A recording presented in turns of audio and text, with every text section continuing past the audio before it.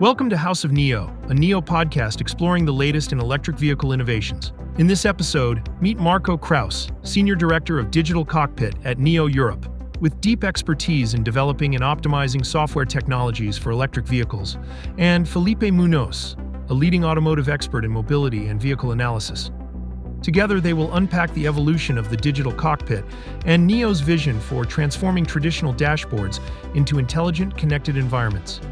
Discover how NIO enhance user experience, featuring the Nomi AI voice assistant and seamless integration of infotainment, navigation, and vehicle diagnostics. Welcome to House of NIO, a NIO podcast. Welcome, Marco and Felipe. Hello and welcome to our new episode of House of NIO. Today we want to talk about Digital Cockpit. My name is Marco. I am the Senior Director of Digital Cockpit for NIO. And today with me there's Felipe. Welcome. Well, thank you very much, Marco, for having me here in the House of NIO. I am Felipe Munoz, the Senior Analyst at JATO Dynamics, and happy to talk to you about the Digital Cockpit. Okay, then let's directly dive into the topic, Digital Cockpit today. So, Felipe, what's your take on that? Well, look, I've been recently at Paris Motor Show, looking at the cars and all the models that were presented there. And it was interesting to see that the digital cockpit is becoming like a must in the industry.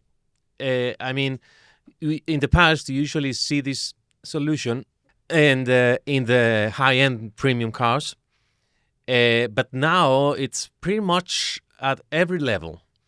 There were some Chinese car makers over there, of course, and you see a lot of technology solutions in the dashboard from them at all levels. Once again, all segments, and it's pretty interesting because we are now seeing this solution that is available for everybody. Is it the case also in Europe? I think that's in general the case for technology, right? So you see that new trends are introduced mostly in premium brands and on that level, and then later on it's getting more affordable for everyone on all classes. And I think that's not different in cars than it is to other technology like smartphones or TVs or something like that. So you will see that trend everywhere, also in cars. But did you notice on the motor show that there are differences? So different digital cockpits, different styles, more with displays. If I have a look at our new NIO EL8, I see 3 displays in it, full control, very digital. I think there are differences, right? Yes, there are definitely differences in the way the displays are shown. The operation of these displays is different. Some of them are still using buttons. Some of them are touch screen. Some of them, they have even, as you just said, screens in the back. I think it's a matter of brand and segment. But regarding, for example, the buttons and the operation of these things, there are many people talking about the importance of touching a button instead of a touchscreen because they say that it's more safe that way. Is it how do you see this? So in general, I understand people that there are buttons and they are more haptic, right? You can touch them and it's maybe more intuitive to touch a button. On the other side, there are much more controls, let's say like 30 or 40 years ago in a car. It's not like you tune in the volume of your radio. Yeah, you need to control much more. And we understand that technology is complex and it's easy access. And NIO, for example, has a quite good solution with Nomi, where the voice assistant in the car can control more or less all aspects of the car. With voice control and intelligent voice control, I think you make it even easier than with knobs, right? So where you had at least touched something and you were distracted also with knobs, don't underestimate that. But with the voice control, I think that's really a game changer. Yes, I think it's easier that way if the voice control understands the commands, because I've seen in many cases that you need to repeat the command because these things are not always understanding each voices, or we all have different tones.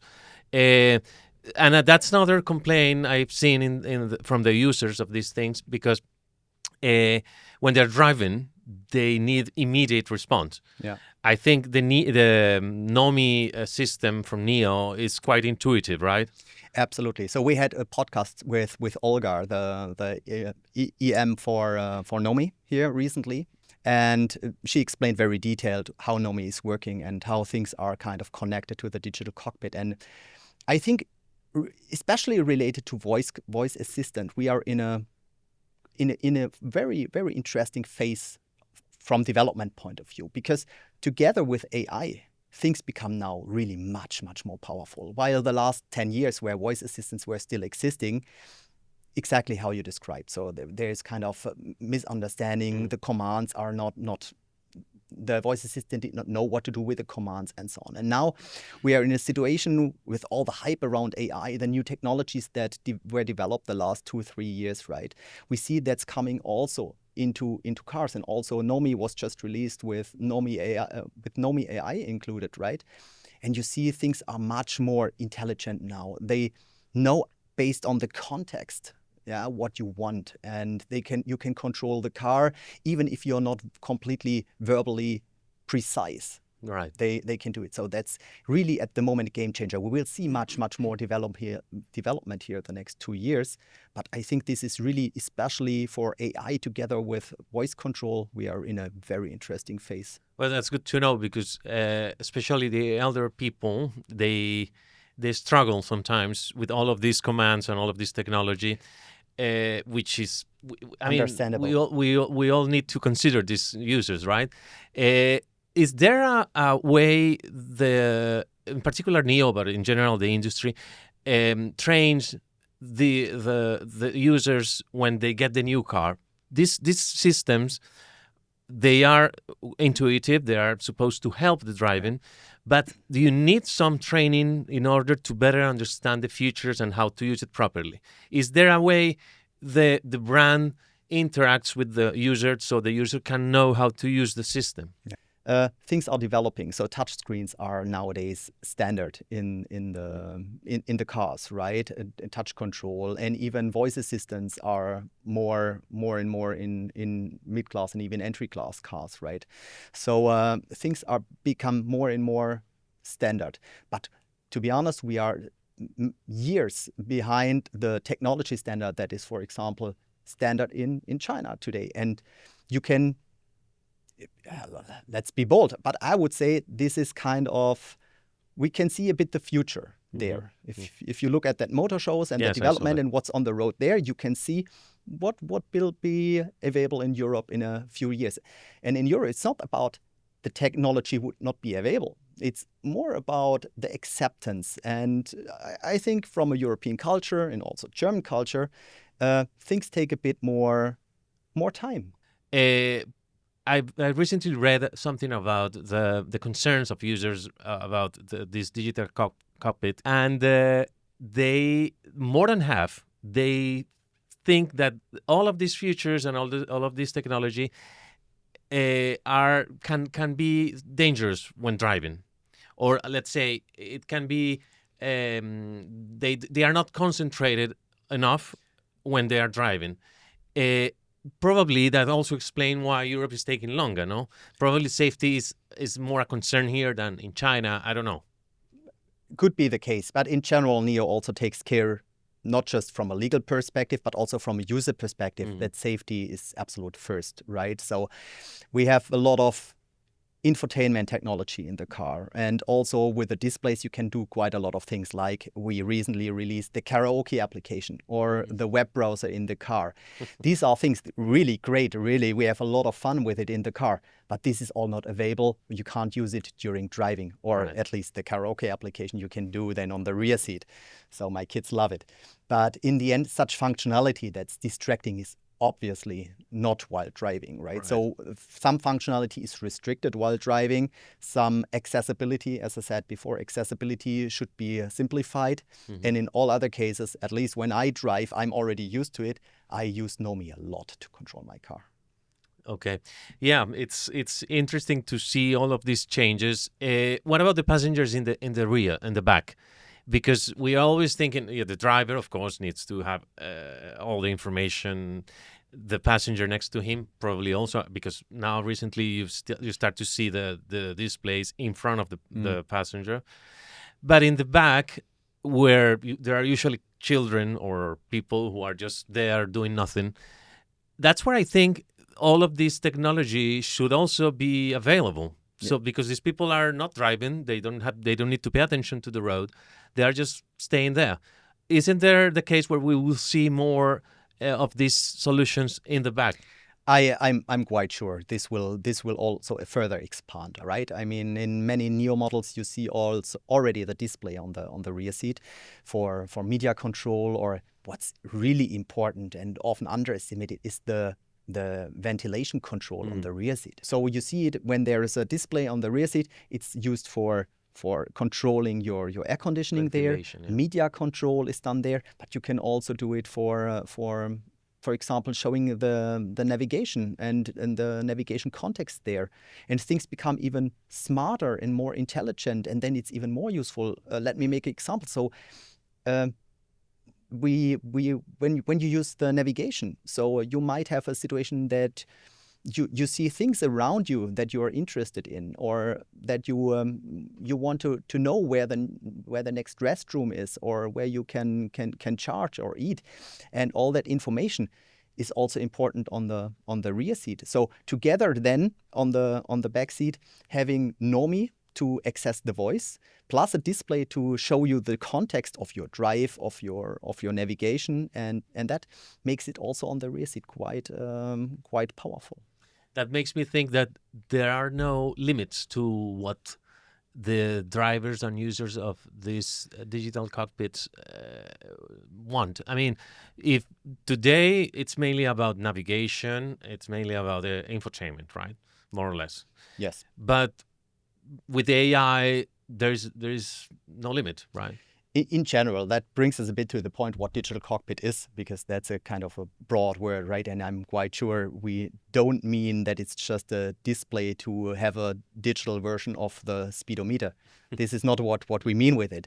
But it's really, as you said, the options are there to expand further, because we talk about multiple displays. We talk about always on. It's always connected. Internet everywhere in the car, right? And then the different components are not just powered by a supercomputer, so like the Atom supercomputer in the NIO cars, so it's really a powerful machine behind. It's also context sensitive and intelligent, so it knows which driver is currently driving and who is on the seat next to you. It remembers your configuration. I love that when I sit in my NIO, it recognizes my face, so there's a unlock with my face, like on my phone, and then it completely loads my settings, not just my seats, but also my Spotify playlists and my configurations there. And this combination of technology of the components, so I can see in the IC my media controls, and on the rear seat they show the navigation maybe, and combining everything also. And being interactive, the components, that's really what makes it more intelligent and smart. But you're absolutely right. So the development is, I would say, within the car in a very early phase. Yeah. So it's just the beginning of digital, or let's call it even smart cockpit, right? So it's not just digital. It's even, as I said, it's connected. It's online, and when you look at it, you have applications in it. What I just said, the karaoke application or video application, the browser. You can watch your videos in the car when you are parked, right? You can watch your videos on your console. This is really wonderful and great, right? While you're charging, I watch an episode of my favorite series. Yeah. But these are the obvious use cases. These are the first things that we know from other technology, like smartphones or even TVs, we know for years. And maybe that's also a good thing to look a bit forward. Yeah. So if you look at how TVs developed or how smartphones developed, it took them a few things in their life cycle, like internet, connection, always on, applications, developer ecosystem, and then boom, it exploded, right? It developed to something different. TV, smart TV. Nowadays, I watch YouTube on my TV, right? Right. And also on the phones. How many years did we have the classical phone, right, with the keys on it? And then suddenly, within a very few years, things developed to become Very more fast. intelligent applications, and you could use so many things on it because it was always on. It had applications on it, and so on. And now you look at the same on the car. The cars were the same for 100 years. Yeah, right. And then a few years ago, it started at least to digitalize it a bit, right? But in the end, just the last years, cars became always online. So this is all about the context of software-defined vehicles, that you are always online and you get your software over the air. You get software updates over the air. You can more or less get all the stuff permanently updated. So you're online. You get your applications and your updates over the air. You have displays in the car. You are connected. So that's the beginning, what it was for the other technology as well. Right. And then you look at it. So what's the next step? What was the next step for the other technology? And then you can say, okay, sure, you have more applications. You have developers. You have an ecosystem around it. So sure, for cars, it's still something different because of homologation and also because of safetiness and security points of view. But I'm quite sure we will see similar developments for the digital cockpit than we saw for the other technologies before as well. Especially with the autonomous driving. When I mean, if we ever get there, I'm sure it's going to be the case in the next years. All of these features and all of this technology will be even more relevant because the car will be just for commuting, right? No driving experience, but just there, sitting there and Working or playing whatever. Yes, right. Playing games, obvious, right? Yeah. Working, making your commute time more efficient, right? So also, but that needs to be supported by the car as well, not just the microphone, but also the video. That's also important. The Right. applications are important, and the screens are important. So it all needs to be connected. Connected also not just within the car, but also with then your phone, with your computer, and so on. And I think this is the trend where we are going to. So in combination with the other technology, as you said, autonomous driving to be a bit more safe and have more time for yourself while driving.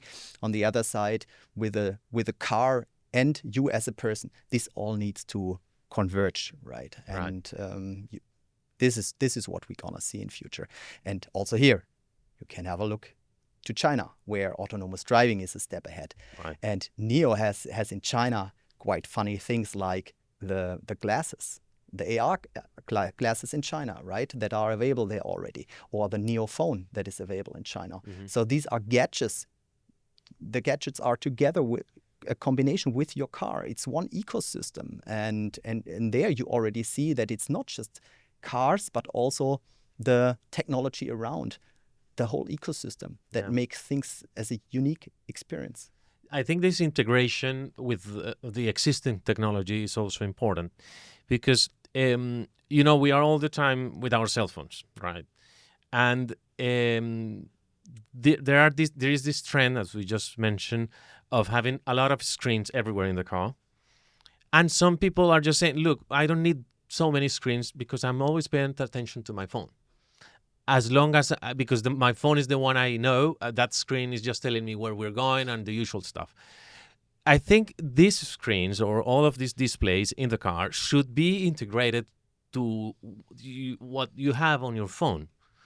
Partially, I agree, right? So many of those opinions come from a classical world where the car was just not supporting that, right? So where we were in the car and we were just happy when your car automatically connects via Bluetooth to your phone. And this also only didn't work half of the time. Yes. But nowadays, to be honest, many things on my phone I don't need anymore. I have not just the sat nav, so a navigation solution in my car that is context sensitive, that is with real-time traffic, that is showing me all the relevant charging station, even the availability of the charging station in real time can be shown. So this is already something that was missing maybe in the past, but this is now in the car. Also, my music player, right?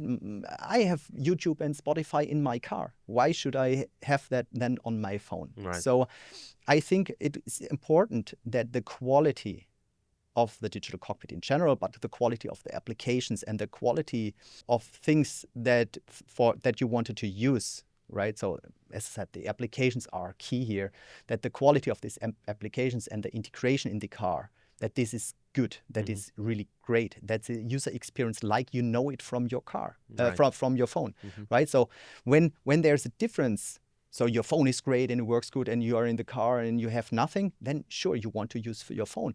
But I think we are at a point where the car and the car experience is so good that you don't miss your phone and the applications on your phone because it's the same or the same quality. Right. And I think with that, you will use obviously more things in the car than maybe trying to connect on the small screen on your phone. Right. Also here, a safety problem, right? You don't want to handle your phone while driving or trying to figure out something on your phone. You want to have that in the car, controlled by voice controlled, with Nomi, for example, and then things are much smoother.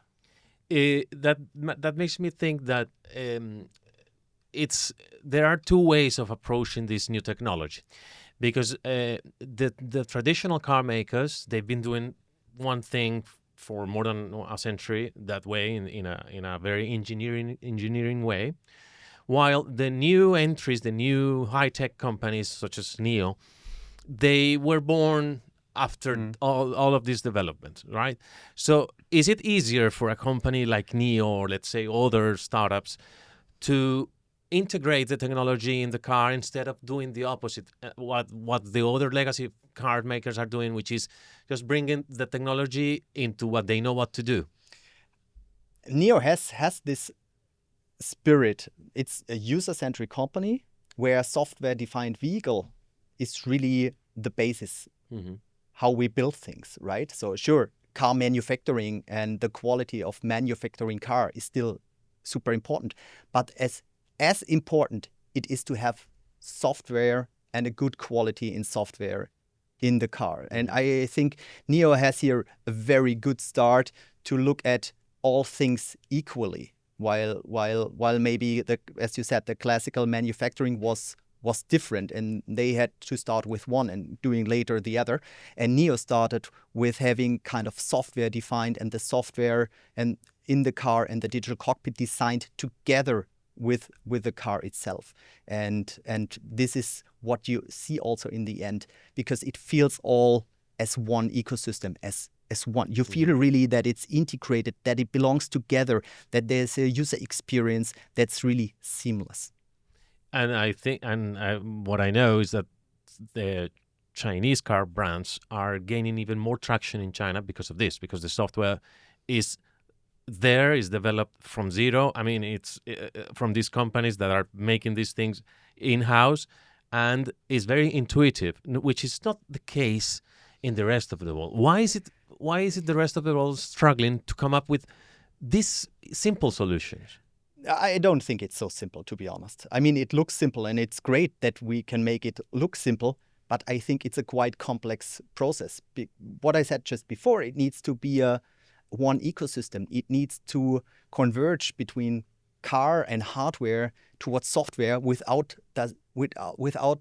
giving the user the feeling that it's a break of experience, right? It needs to be one experience, one flow.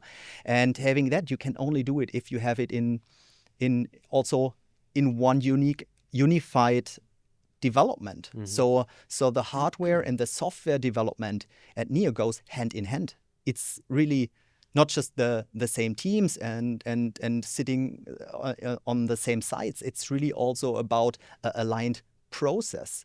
And in the past, we saw it with quite successful companies outside of the automotive industry, that the development of hardware and software in combination and building one ecosystem makes the user experience much better. And the same approach NIO has, right? So there's an in-house software development and an in-house platform, the in-house developed chips, and everything together builds the NIO ecosystem that really feels like one thing. and it's a unique user experience. That's very important. At the end, the users and drivers are noticing these things, right? It's something that you feel when driving the car and the way the system responds. The other issue that I think it's also important to talk about is the security, because as all of these cars are connected and they are online, let's say, there are concerns regarding the security issues about how hackable this technology is. So you don't want your information to be shared with other users, and it's becoming a political thing also in the West. I mean, it's something like everywhere in technology. When technology is involved, where a network is involved, security is always a topic, and NIO especially puts a big effort on security topics, having own security teams and emergency teams around that topic. So there's a really dedicated focus to that, with really also security experts who are part of the development process to look explicitly at that. But it's part of the overall technology development. As I said, when things start getting connected and when things are always online and when different components need to talk to each other, right? So things are kind of in a mix, then you need to have a look at security. Of course. Absolutely need to have a look at security, and NIO is having dedicated teams especially looking at that and just looking for that being part of our development. So when we were talking about the digital cockpit in general, and also about the configurability of digital cockpit, I think it's really the configurability and the personalization of the digital cockpit really gives you much more advantages and also possibilities. And if you look a bit further ahead, maybe if you're in your 30s, you might want to have a different setup in your car. You are more used to maybe more to the media applications, and maybe things can even be a bit smaller when your eyes are still good, right? But maybe when you're a bit with your 40s or 50s, then you might have a bit bigger icons on it, bigger labels on it, right? And maybe you also want to have some different setup. And this is all possible with a full digital solution in the cockpit. So personalization and configuration of the setup, I think here is absolutely crucial. Yes, I think that's right. The fact that this technology allows you to change it according to your needs, I think it's a key element, because not all drivers are the same, as I just mentioned about the cultural differences, but not all drivers have the same age, and the needs are always changing. The interests are different, Yes, right? So when I'm on the car with my kids, I see what they are using in the car. So it's really, they are much more in the infotainment part. Obviously, they use a lot the karaoke application, and they have a lot of fun in the car. While I'm more interested in not just in the driving part, but also more in the information part, right? And the navigation, and I'm really interested in more the details here, while my kids love having fun. Yes, and that's also the case with the Chinese young people, for example. They love these video games. I mean, to me, as I'm from the west side of the world, this thing is a bit weird to see just a screen in your car where you can play a video game. But apparently that's a big thing in China, no? As I said, for my kids, that's common. Even I don't understand that, but for them, it's a common thing, and it's even expected. And I think this is also what we need to think about. I mean, not just the current generation in Europe buying cars, but also a step ahead, right? So what is in the future? And we need to adapt to that trends. And that's the good thing about digital cockpit, and in general about software-defined vehicles, that you can adapt to everything. Mm-hmm. It's a modern power computer in your car with displays that are defined by the software and the software updates that you can get over the air. Everything is coming over the air, updates are coming over the air, new applications are coming over the air, full new operating system versions you get over the air. Things are permanently rolling, and you get improvements, changes, and adaptations all the time. Just this year, we launched 4 major versions of our Banyan software and a lot of application updates, and you get that on the run, right? So you just get the updates permanently, and things are changing, developing new features. Things are getting in permanently, and that means you are future-proof. Whatever happens in future, the trends, you will follow it with your current car because you are able to adapt with a digital cockpit and the being always online, and with the concepts that NIO has to flash the cars and to update the software in the car over the air. You are always future-proof. And at the same time, I would say, you correct me, the technology, especially with AI, is learning from the user as well. If the user is have some certain habits, then the technology can learn from it and give even better feedback, no? Not just the technology can learn, also NIO can learn, because NIO is a very user-centric company, and we are listening to the feedback the user gives. So if you ask Nomi, hey Nomi, I want to give feedback, then you can tell, hey, I would like to improve this and that situation. And our experience managers are really listening to the user voices, and you see that the development is really on a fast pace, and you get changes and improvements then developed in the new products. And then you get those products over the air in your car again. Great. So you don't need to move to a garage and you get a kind of a update via a mechanic. No, you get it just over the air. So you give feedback via Nomi. If the users want a new feature or want to have some changes, the user experience managers are looking at the situation, the developers are working on it together, and then you get it. The cycle closes, and you get it back over the air directly in your car. So you talk to your car and you tell the car what you think should be improved or whatever, and then that information is processed. This information is processed by the whole NIO team, from development and user experience, and is then respected in the future development. Exactly. Oh, wow, that's great. That's another way I think the industry has an opportunity to seduce again the young people in the West. I repeat, in the West. China is different. But in the West, there is no more, let's say 30 or 40 years ago, driving or owning your own car was a big goal in your life. No, I want my car because that means independence. Nowadays, you don't see this passion among young people anymore. They are just obsessed with a phone and that's it, and traveling.